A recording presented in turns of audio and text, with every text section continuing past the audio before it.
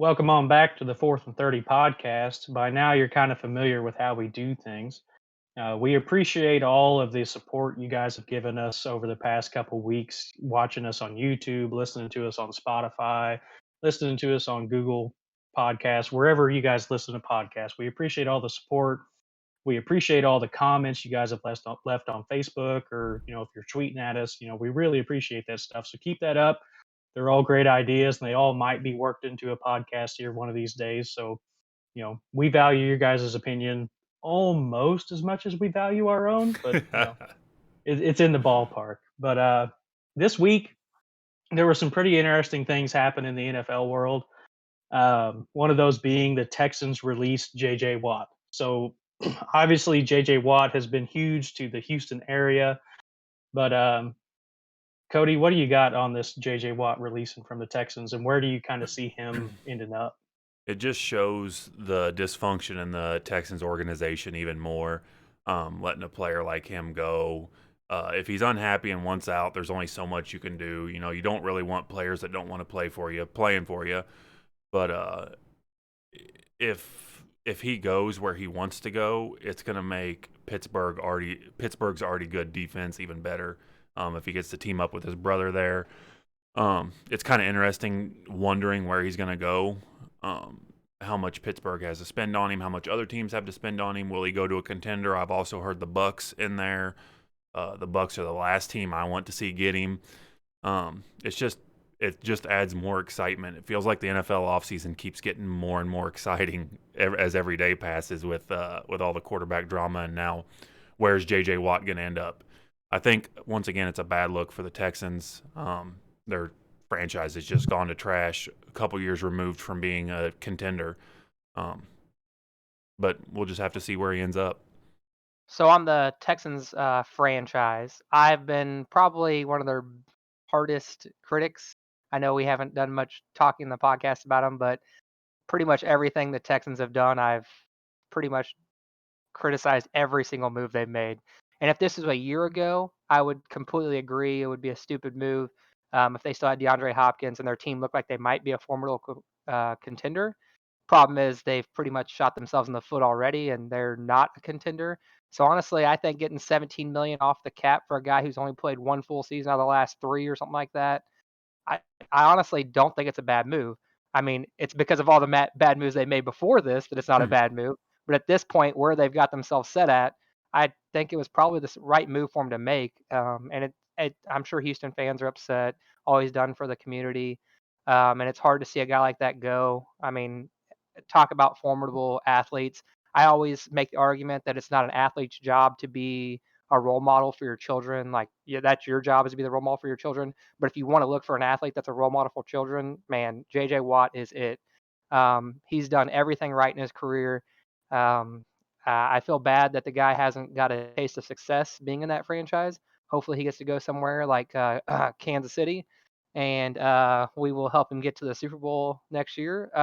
But no, seriously, I don't think it's a horrible move at this point for Houston. Um, just hate how it had to end like that for Watt.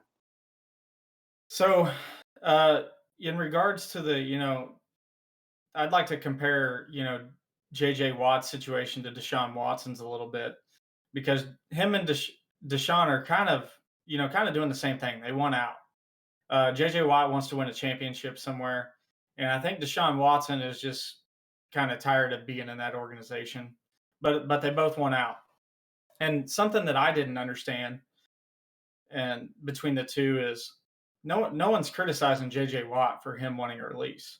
And Kelsey, I agree with you. I think this is a good move by the Texans. He's on the downslope of his career. He's still very much a great defender right now, but he only has a few years of that left. So it's good to get off the books.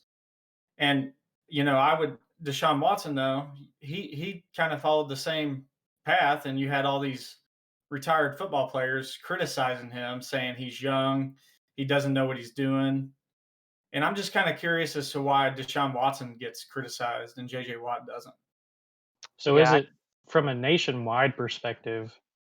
JJ Watt had a sit down meeting with the owners, whereas Watson kind of used the social media approach. Do you think that has anything to do with it? That's just the newer generation, and that might have something to do with it because the older generation's the one that are criticizing him.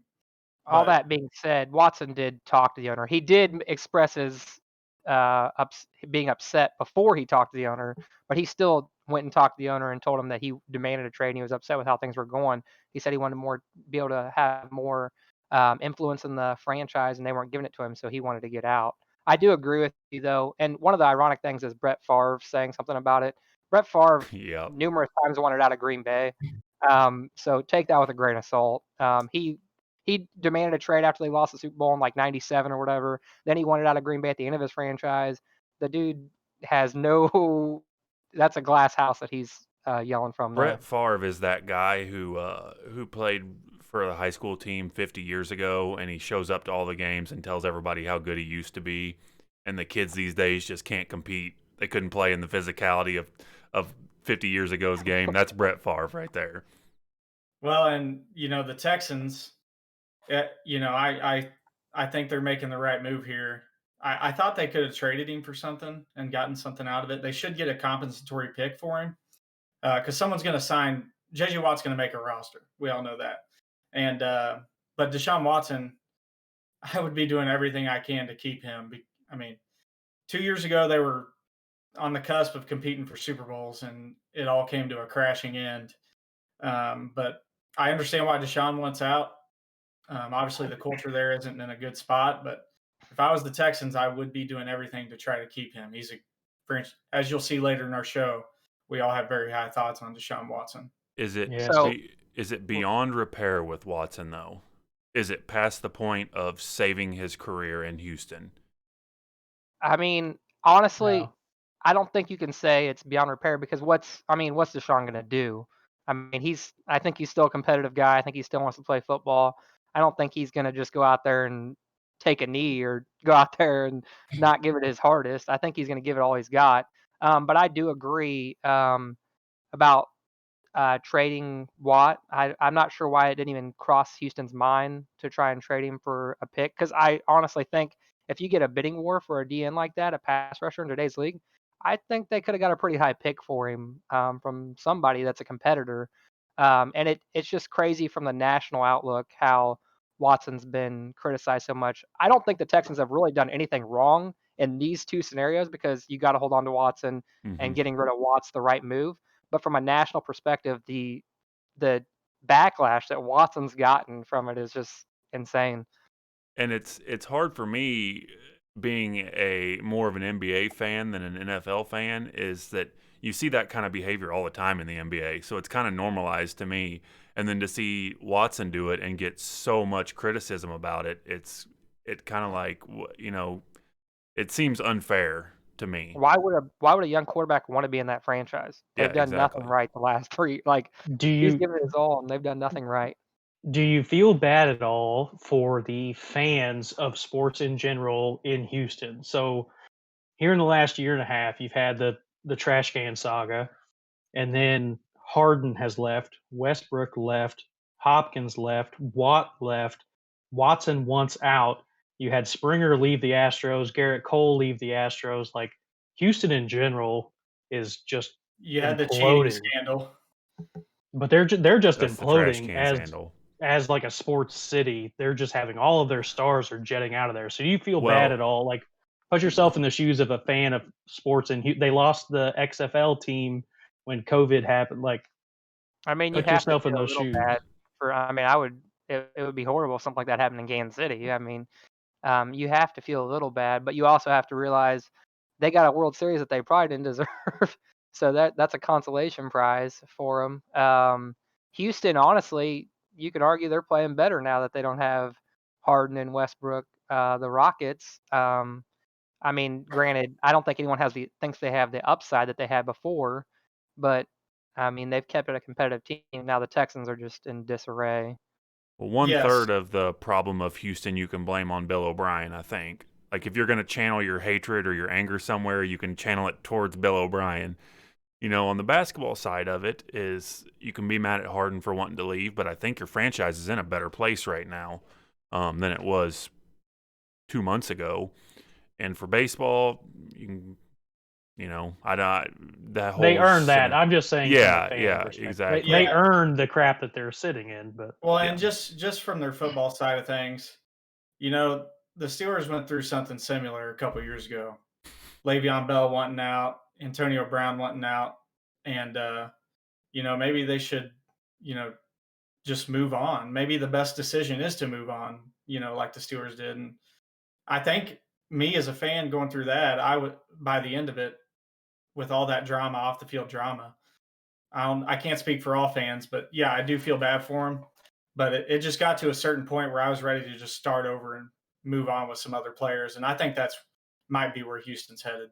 the I Texans themselves are in a very bad spot. So with the whole cap situation going on in the NFL right now, and most teams' best bet is going to be to have a lot of draft capital, and the Texans don't have crap for draft capital in the next couple of years, so they're going to have no cheap rookies coming in. You know how you You know, change that? it's going to be tough. Trade your You Trade get star young you get picks quarterback for that you get Watt. a ton of picks for. Or yeah, trade JJ Watt too, but trade your star young quarterback that you can get a ton of picks for. And I guarantee that you get a high pick for him. I would say, responding to Kyler though, you're comparing the Steelers organization, a well-run organization, to the Texans organization. If the Texans move on, they aren't going to rebound like the Steelers did. I'm just saying that organization is from the top bottom is ran terribly right now. From the top And down. they're The in Steelers rebuilding mode there as well right now. So getting rid of Bill O'Brien. But back to the original topic. Where do we think? What are some of your best fits for JJ Watt? Where's he going to sign? I think his best fit is actually in Tampa. So yeah, he wants to go to Pittsburgh. I could see him going to Green Bay. Like none of those Chicago because his wife plays there professional soccer. So I could see those. But Tampa has the money.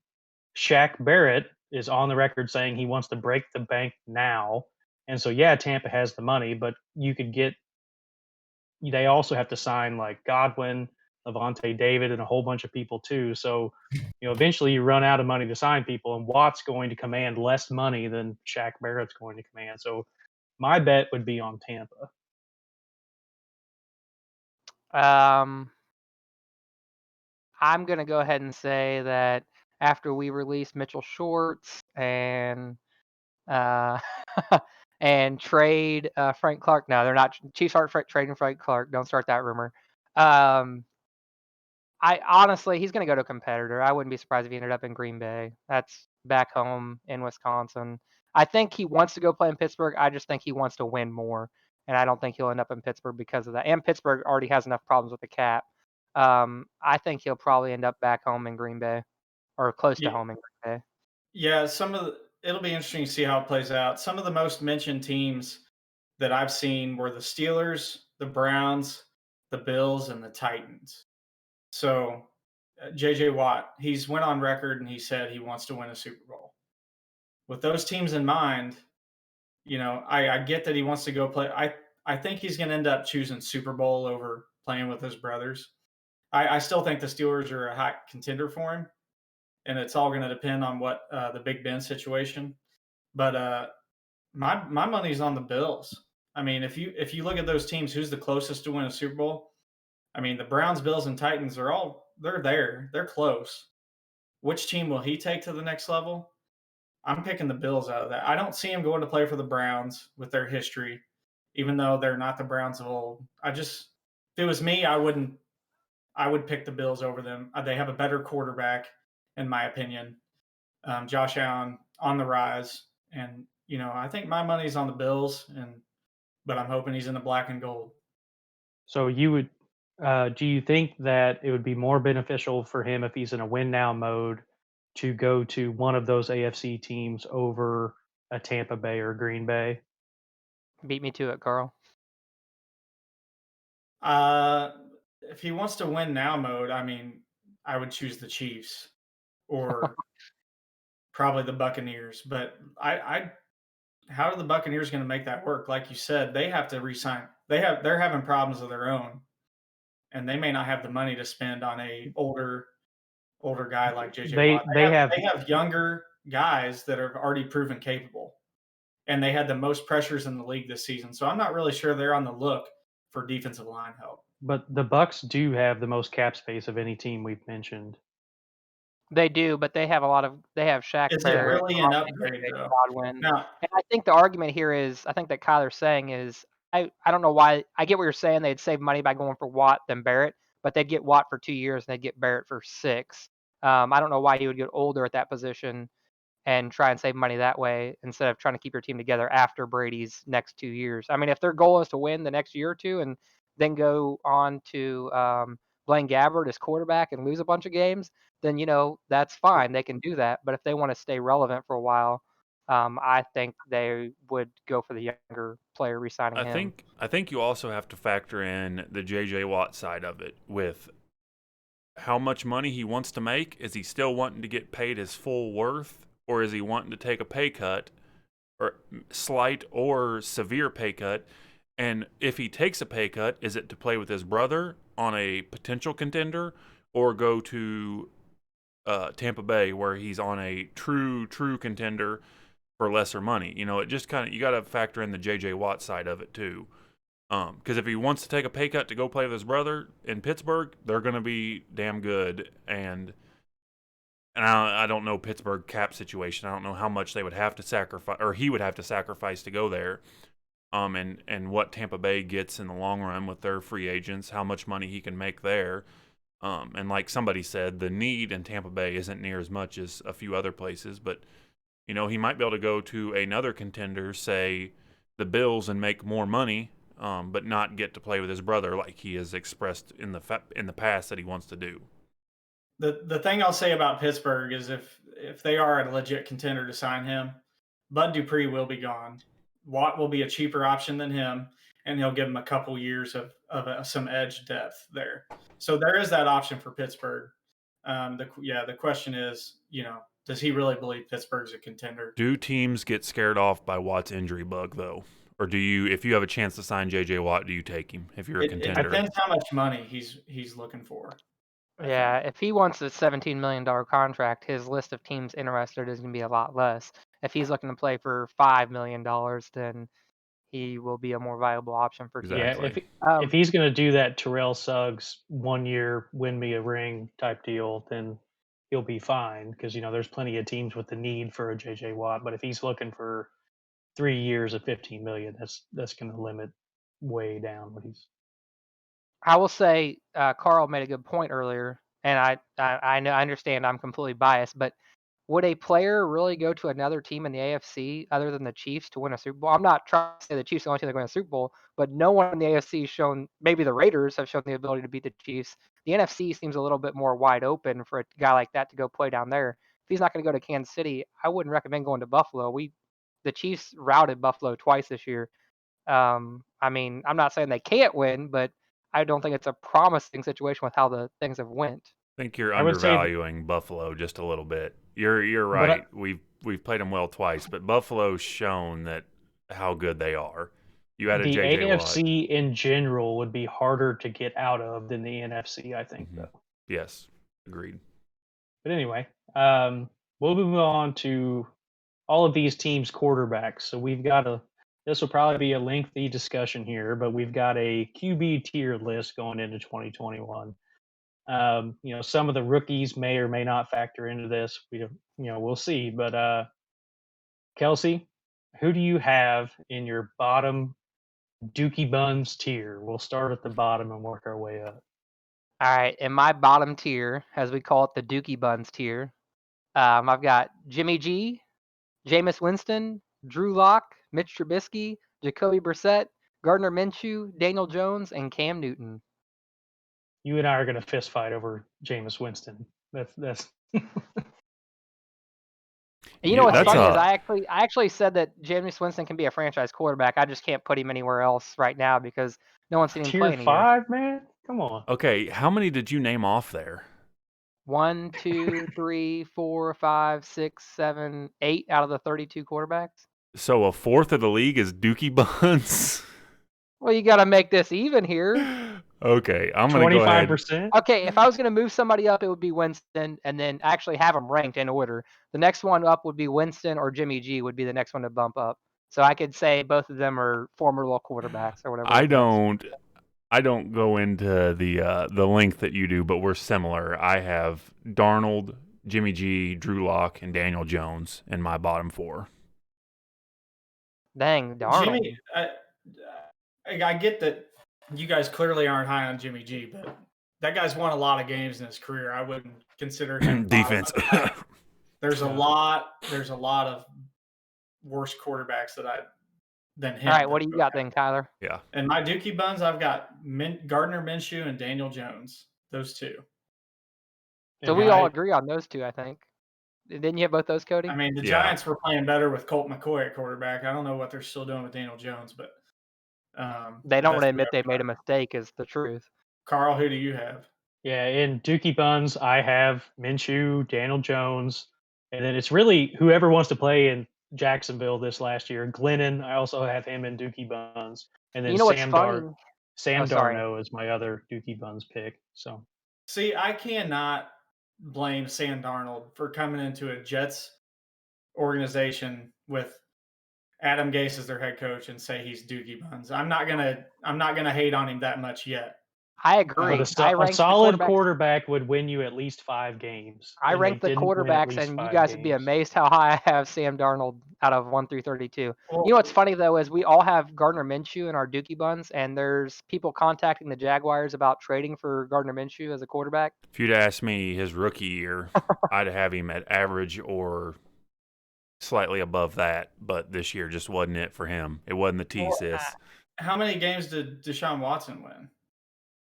4? Yeah. I know he's higher on our list than Dookie Buns.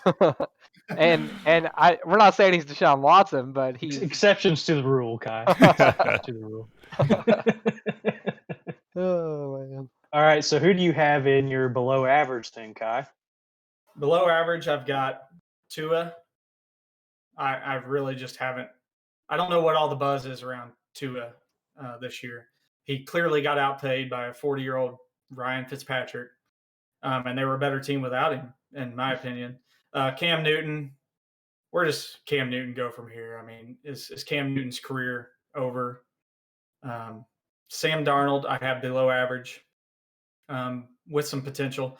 Jacoby Brissett, Drew Lock, Jalen Hurts, Mitch Trubisky, Kirk Cousins, which might raise some eyebrows, as much money as he makes.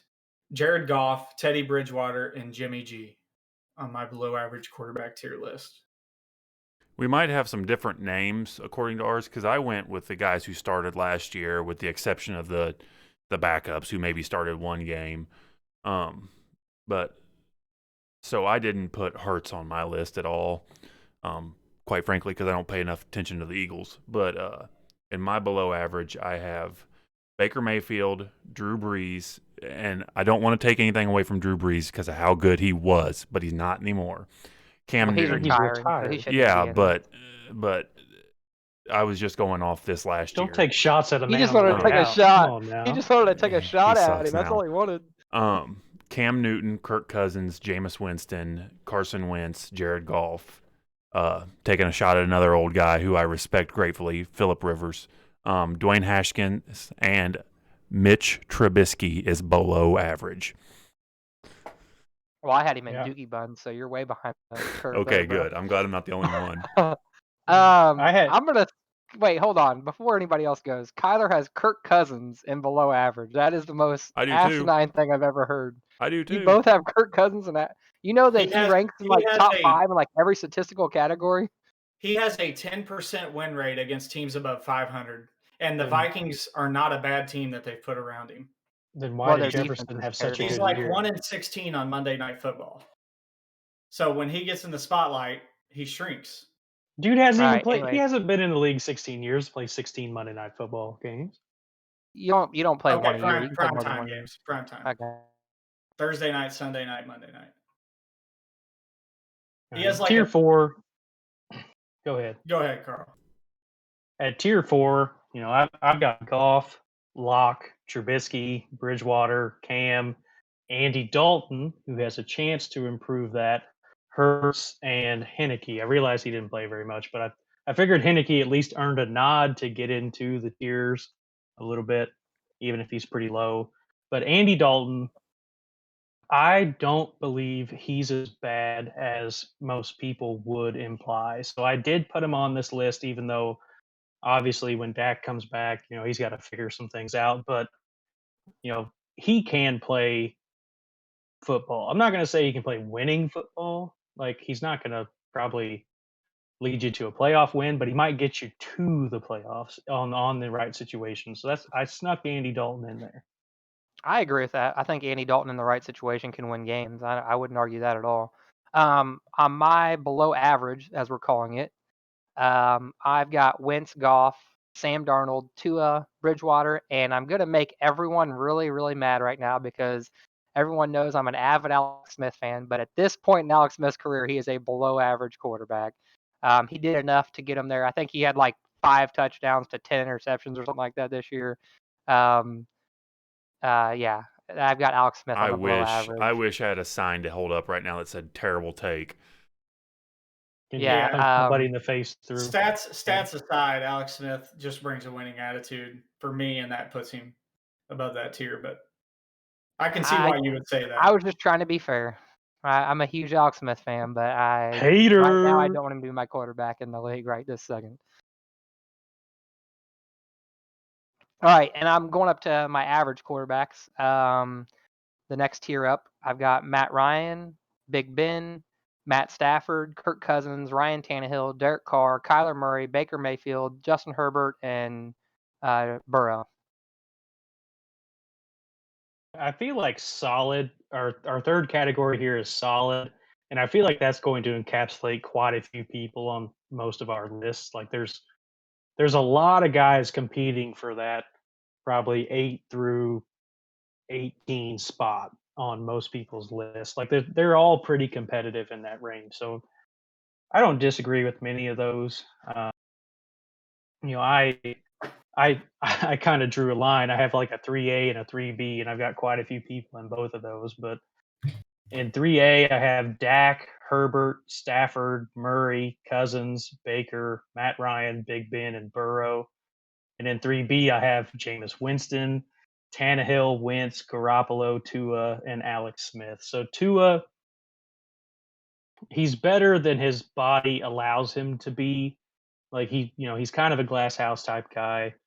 And then, Wentz is kind of on that lower solid tier. He's, he had a very good first couple years, but he's starting to kind of drift backwards a little bit. But, a lot of those guys are competing for those kind of, we're good quarterbacks, but we're not quite that top tier guy. I would love to see Winston get a chance on a formidable team, honestly, to see what he does. I think Winston can be a franchise quarterback still. I've told Kyler, I think the Steelers should sign him before. I think he can be a good quarterback still. I just, I haven't seen him play in a year. The Saints did give him a chance. So I think he would have been a better option than Breeze for New Orleans, honestly, this year, the way Breeze played. Yep. No offense to Drew Brees, Hall of Famer. In the right system, yeah, I think you're right. Winston, I don't think he's borderline elite. I think he's in that category. But I also have Baker Mayfield, Joe Burrow, who could be on the rise, Ryan Tannehill, Derek Carr, Justin Herbert, Alex Smith, Dak Prescott, Carson Wentz, Drew Brees, Jameis Winston, Matt Ryan, Kyler Murray, and Lamar Jackson. So some of you might roll your eyes at the Lamar Jackson pick, but he's not, in my opinion, he's not borderline elite quarterback. He's a borderline elite runner, but until his style proves to win out in big games and, can't come from behind, he puts up great numbers. He's got a good win-loss record. But they have a good defense, and they have the best run game in the National Football League. And his number one option at wide receiver is also 4'4", so that makes a little bit of a difference. They have the best run game in the NFL because of Lamar Jackson. Yeah, he's so a big reason why. He's an elite runner. He's not an elite quarterback to me. That's part of being quarterback. Are you being Brett Favre right now? No, I'm just saying he's not an elite quarterback. He's an elite runner. All right. I'm moving on to mine. That was too hot of a take for me. Lamar Jackson And he is left one average. crucial name off of there that nobody noticed except for me. We'll He's get got to it. he's got somebody coming on his next tier that I know he didn't name. Okay. We'll get to it. I already looking at my list, I figured out who it is. All right, my average list is Alex Smith, Big Ben, David Carr, Matt Ryan, Kyler Murray, Dak Prescott, and then Herbert and Burrow. And I know that Dak was off to a super hot start to the year, but he's got to do it for more than, 4 or 5 games before getting hurt for me to move him up. I think he obviously showed signs at the beginning of the year, but I'm going to have to see a little more than third of a season. All right, Cody, what's your next group? Okay, moving on up to borderline elite now. All right, in order, best to worst of borderline elite: Aaron Rodgers, Matt Stafford, Lamar Jackson, Russell Wilson, Ryan Tannehill, Ryan Fitzpatrick. Okay, well, we'll disregard that last Wait, one. did you say Aaron Rodgers? Yeah, number 1 of borderline elite.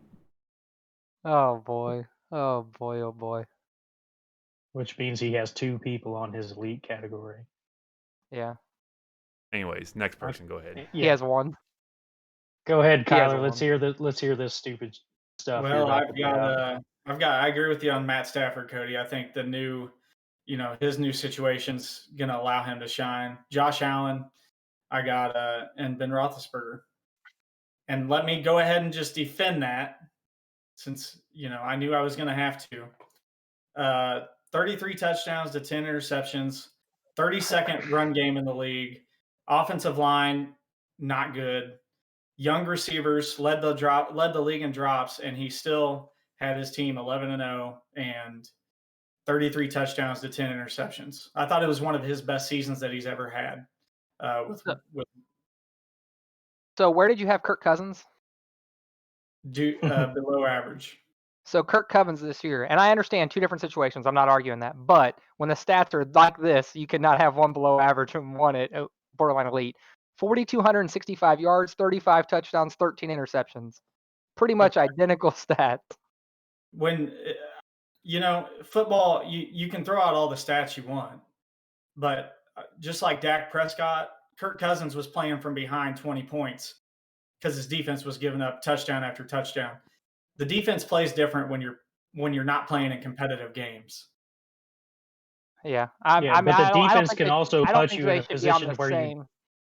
I don't think they should be on the same list, but having them that far apart is kind of crazy.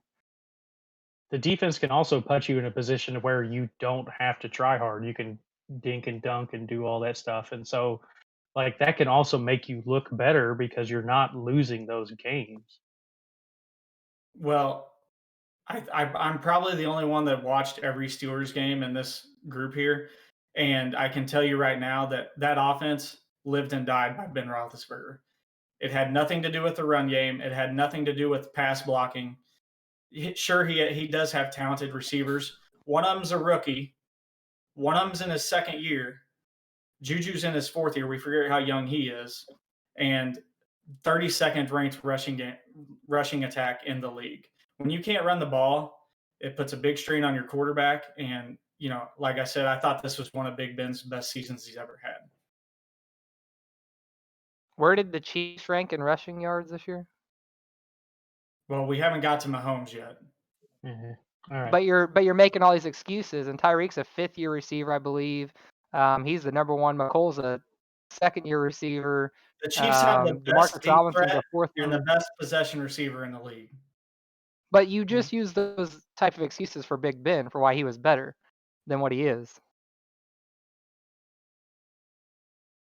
Those were the exact kind of excuses you used for Big Ben being better than he is. My tier 2, because we could get really down into the weeds on that one.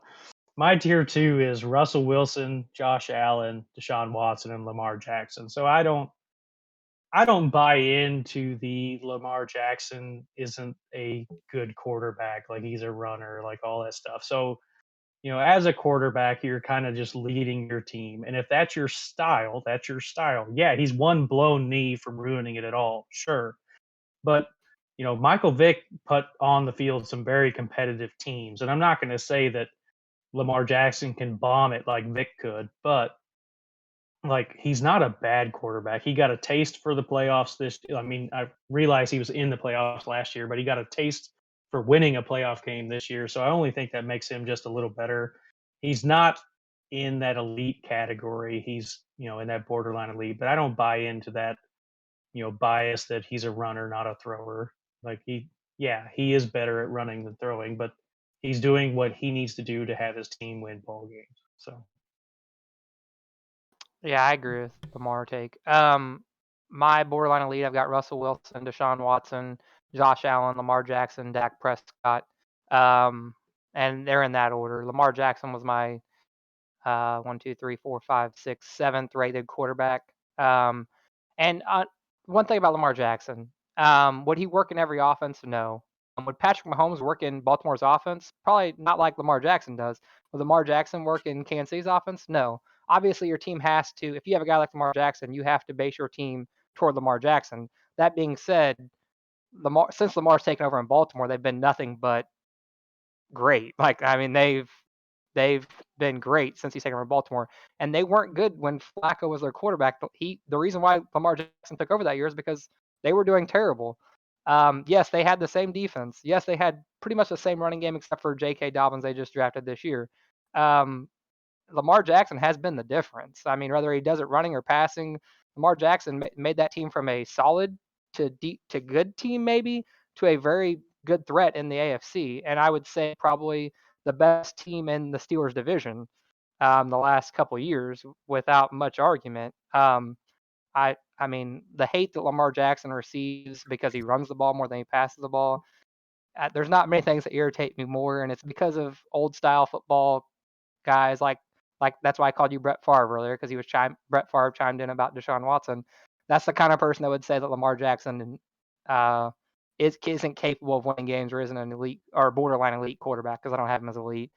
Um, I don't I don't understand how people question how good Lamar is, honestly. Okay. Who do you want? Your team's down 5 points. You have one drive. Who you taking, Lamar Jackson or Ben Roethlisberger? With Lamar Jackson, my team probably won't be down. With Ben Roethlisberger, they probably will be down. So Who I'll you take Lamar taking Jackson. if you're down by 4 points or 5 Being a points? quarterback and is not about the last drive of the game. It's about having the lead, and that's one of the. I don't understand why people bring that argument up. Yeah, I'd Who rather are have you Patrick guys? Mahomes Who than are you anyone guys at the end of the taking? game, but Mahomes will also have us up in the lead in the fourth quarter. He Who won't are have you us guys down. taking? Depends. Lamar Are we? Jackson today and Big Ben today. Not Big Ben of 8 years ago. Big Ben today. Yeah, I'm I would taking still take Lamar Lamar Jackson. anyway. It doesn't matter. It But depends. Are we going 2-minute offense or 5-minute offense? 2-minute offense, I At might 2 go minutes. Big Ben. 5 minutes left in the game, I'm going Lamar Jackson, no questions asked.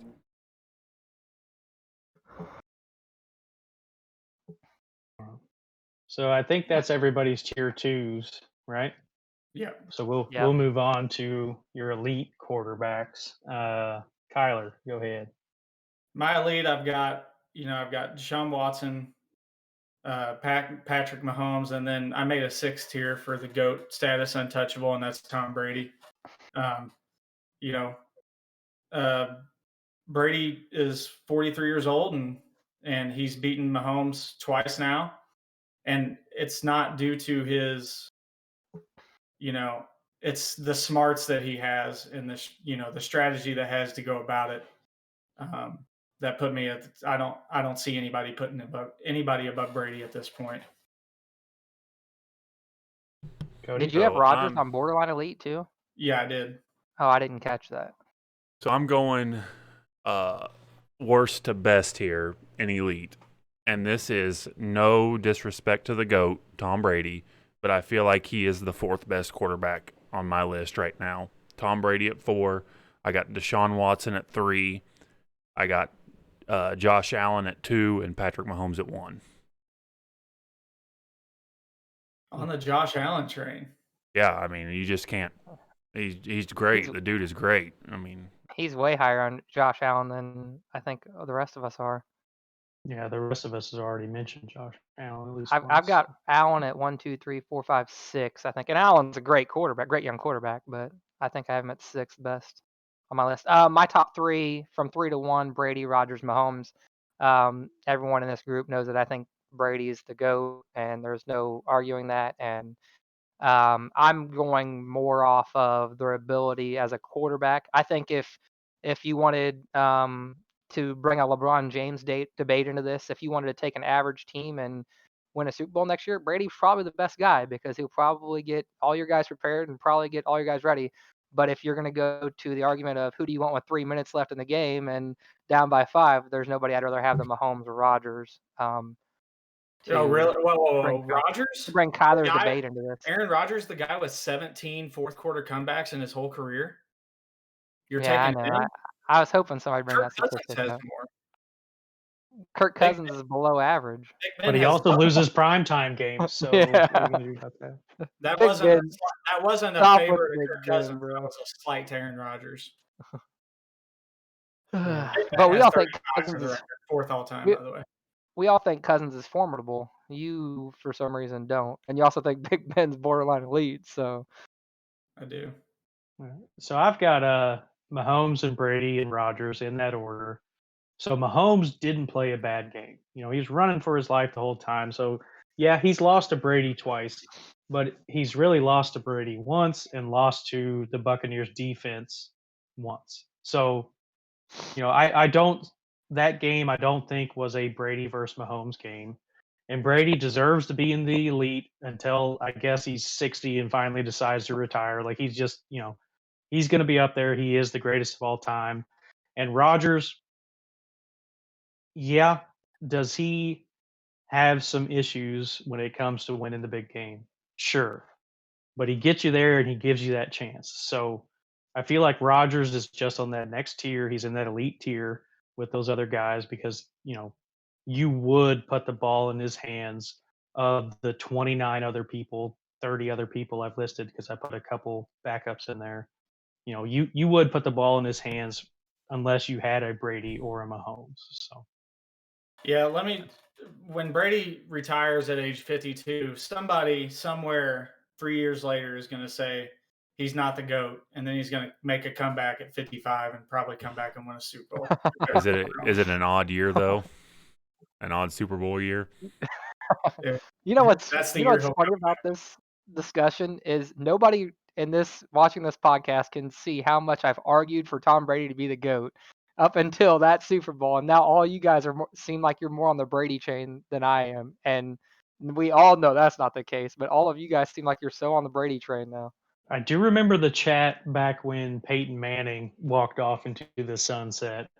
You know, the guy sitting right below me on your screen, if you're watching on YouTube, was a very Peyton Manning is the greatest to ever do it guy. But since then, I think Brady's won 2 more, so that you know We've had kind of this changes. we've had this conversation about basketball 1,000 times, and there's 2 GOAT categories to me. There's the all-time like accomplishments GOAT, and there's the all-time like ability GOAT. And to me, Tom Brady, hands down, no question, maybe forever, the accomplishments GOAT. It's going to be so hard for anybody to touch him.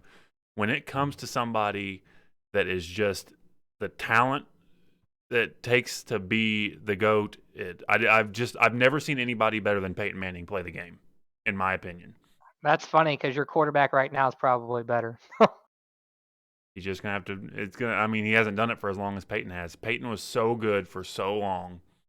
Here's the problem with that argument is Brady has every statistical record there is now too. Like what in your eyes has Brady not done? Brady's played a lot more years, though. I mean, Yeah, longevity but plays into it. even the season records, like Brady has eclipsed a lot of those for Manning. How long ago did Manning retire? How many years has it been? Well, he just got into the Hall of Fame, so it'd have to be 5. So Brady's played 2 more years, I guess. Because Brady was in the league 3 years later. Manning did lose an entire season to his neck, though. But yeah, That's fair. either way. Yeah. All right. Well, so with all that quarterback talk, there's been some drama wrapped up between Russell Wilson this week and kind of a couple weeks now. You know, they fired Schottenheimer, and you know he quickly found a new job. And then Wilson's team went out onto social media kind of airing some grievances about that. So, what do you guys see happening in Seattle with Russ and Wilson? Do you see Seattle trying to move on from him, or do you see that bond being bended? Well, Russell Wilson isn't going anywhere. He's not getting traded. So Russell Wilson came out on record and basically said he was frustrated by all the sacks. And according to ESPN stats and information, he's been sacked 394 times in his first 9 seasons in the league. And that is the most since the merger in 1970. So the next closest was 366. So it's by a pretty wide margin. But looking into more of the details, some of this falls on Russell Wilson. His O-line ranked 9th this year in pass block win rate. How he holds onto the ball is a big reason why. He's the 4th longest at holding onto the ball in the pocket. He came out and said, the difference in the Super Bowl was the Buccaneers' ability to block for Tom Brady, and the Chiefs not able to. So, my advice to Russell Wilson would be, first off, he's not going anywhere. He's not getting traded. The Seahawks would be silly to do that. But he needs to take a page out of Tom Brady's book. He's making $35 million a year. If you drop down $5-10 million a year, like Tom Brady has, and Drew Brees did, Drew Brees was making $25 million a year. There's another O lineman you can sign or two, and he needs to change his play style a little bit. Take a page out of Tom Brady's book, establish that run game, mix in some play action, because right now it's similar situation to a lot of other teams where they're asking Russell Wilson to do too much. That's what's causing the sacks. And I will say this, I don't think there's as big of a rift as people think, because Russell Wilson, he's a stand-up dude. You never get drama from him. I think the media's blowing up the drama a little bit. His comments were he wants to be involved in the personnel decisions, that who they sign, who their offensive coordinator is, and the Seahawks have already started to do that. He was in on the hiring of the new offensive coordinator, and I don't think there's any drama here. I think they just want to change, and he needs to change his play style a little bit if he wants to play for another 10-15 years like he said he does.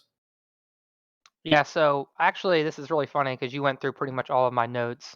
Russell Wilson sacked 394 times in 9 years.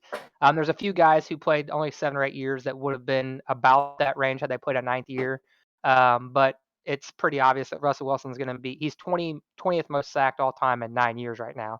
He's going to lead the league in sacks when his career is done at this rate, and it's not even going to be close. I think Brady's been sacked 125 more times or something like that. He's played another 11 years on top of it. And my next point was Russell Wilson's cap hit this year was $31 million. Next year goes to 32, then 37, then 39. You want a good O-line? Don't get paid $30+ million a year. I'm all for the players getting what they deserve. If he thinks he deserves $31 million, take it. That's his money. He's earned it in Seattle. No one in Seattle can argue that. That being said, if you want an O-line that can protect you, maybe you should take $25 million or $20 million. That way you can sign an offensive lineman. And then another good point was how he holds onto the ball. The one thing I would say, though, is he said that he wants in on personnel decisions. And he actually was on Dan Patrick's show, and Dan Patrick asked him, what do you think quarterback should be input on personnel decisions on the offense? And he said, I think they should have some dialogue in it. I think they should have some say. And then Dan Patrick said, well, what do you have? Do you have any input? And he tried to avoid the question at first. And he said, no, I have no input on what is said in the franchise. So while I don't think a quarterback is a GM, just like I don't think Deshaun Watson's the Texans GM, and the Texans shouldn't have every say, or Deshaun Watson shouldn't have every say in what the Texans do, or Russell Wilson shouldn't have every say what the Seahawks do. If you want to keep your franchise guy happy, at least consult with the dude on what you're going to do. Deshaun Watson was told that he was going to be inferred about where they were going to go in their direction, and then they hired the opposite of what him and the company they hired to help them hire the GM. They went complete opposite direction of what both of them said, and they didn't say anything to Deshaun Watson about it. My advice to Seattle is no, Russell Wilson's not your GM, but at least keep the dude happy. I mean, he's done enough for you in Seattle. Keep the guy happy and at least hear what he has to say. Yeah, in 2 years, none of us are going to even remember that there was any drama surrounding the Seahawks. Like Russell Wilson and Pete Carroll are going to sit around a campfire and have a kumbaya moment, and it's all going to be over. Like this isn't going anywhere. So I really don't have any takes. Like the Seahawks aren't going to get rid of Russell Wilson, and Russell Wilson doesn't want to leave the Seahawks. So Agreed. Agree. I yeah. don't think he's going anywhere. So Carson Wentz is another person that's popular on most people's trade radar right now. Where do you think are good potential landing spots, or who could create the best compensation package for the Eagles to listen to their trade offers? Cody? So the Colts have offered the what I've heard, the Colts have offered 2 second-round picks for Carson Wentz, and it's the best offer that they've received. Last podcast we talked about the Colts and Bears mainly, right? So, you know, the Eagles are holding out for a first-round pick, but if the Colts aren't willing to give up a first-rounder I mean, you could argue the Colts are a win now team. They got good running game, good offensive line, decent defense. If they're not willing to give up a first rounder for Wentz, who is? don't know. That's an excellent question. Colts and Bears were the two favorites. They've been the two favorites to land him. There was word that the Bears had a trade done, and then it didn't happen. I'm of the belief that I think that somebody would. I'm a strong believer in the fact that quarterbacks are GM's dreams and worst nightmares. If you have a chance to get that you think is a franchise guy that's young, I think teams will give up more than they should for him, and I think somebody probably would fold give up more. But I don't know who the answer to that question is. Who it would be? I have no clue. The Niners, maybe. Yeah, I mean, it's I just don't. how high you value Wentz on what teams are going to give up what. How I Yeah. think this plays out is I think the Eagles are just holding. They're not in a hurry. They're holding out to see if anybody's going to give up a first round pick. I wouldn't be surprised if that Colts offer ends up going through. 2 second-round picks and maybe a third or fourth down the road, not next year. But I wouldn't be surprised if they end up settling on that deal and shipping him off to Indy. Yeah, I would The also say the Colts are probably the favorites at the moment. You could argue that the Philly could probably get Mitch Trubisky in some sort of trade package, and then they could go back to their QB war that they're about to have between him and Hurts. And so, if they want to be in the same boat, that's fine. Trubisky might have a little more upside than Hurts. We didn't really get a good sample size of Hurts last year, but the Colts are probably, when push comes to shove, I can see them upping their offer a little bit, whether that's another third rounder at some point or whatever it is. But I agree that the Colts are probably the most likely landing spot for Wentz, unless somebody random comes available. I can see the Colts going after Wentz and getting him.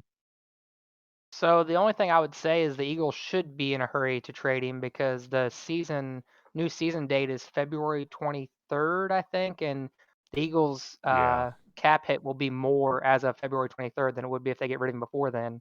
So they should be in a hurry, or I don't know what the date is exactly. It might be the beginning of March after the tags and stuff. But they do have a date coming up that they need to trade him by if they want the cap to be less. It might be the date like March 13th or whatever it is when the tags and stuff are done. But they do have to trade him by then, I think, to make the cap hit like 10 million less or something like that. So with that, we've covered a lot today. We've talked about QBs, the whole JJ Watt and the Houston implosion down there. I promise you that all of our podcasts will not be solely NFL. We're just hanging on to that last grasp of the season. As we get more off-season moves, you'll hear us talk about them. But we are going to start transitioning to a little more NBA, get some college basketball in our lives with March Madness coming up. So we've got some good stuff planned for that. I hope you guys all stay tuned, and we'll keep this stuff rolling weekly. We appreciate all of the likes and all the views that we get every week. That really pumps us up, and we're glad to see it. So, if you have any recommendations for us, if you have any topics you want us to hit, please, please, please put those in the comments. Just flood our comments with stuff, and we'll try our best to get to you. So until then, be good out there. This has been 4th and 30 podcast.